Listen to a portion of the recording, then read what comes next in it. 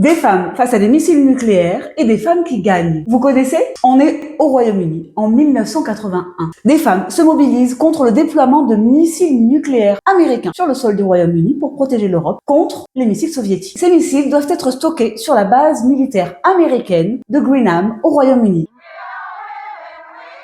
Elles organisent une marche de 10 jours, partant de Cardiff jusqu'à Greenham. Aux portes de la base militaire, elles décident de s'installer, de se mobiliser contre la guerre nucléaire, pour la paix et uniquement entre femmes.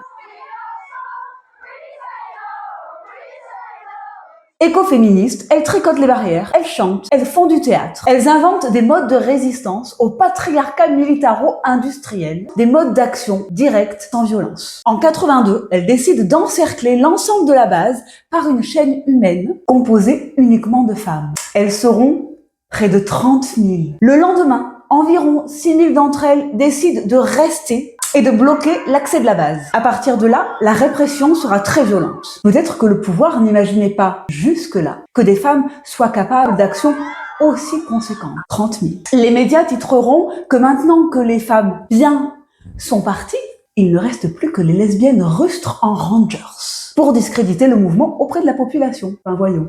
Elles s'introduisent dans la base et elles parviennent à danser une petite ronde sur les silos qui devraient accueillir les missiles l'année suivante. Les missiles arrivent quand même et les femmes restent. Soit après 6 ans de mobilisation des femmes de Greenham, le traité du FNI est signé. Destruction des missiles, fin de l'armement. Les femmes de Greenham estiment avoir gagné et continuent leur mobilisation pour se débarrasser de la base américaine. Certaines y restent jusqu'en 2000, soit 19 ans après le début de l'occupation, date à laquelle la base américaine redevient un terrain communal. Bravo!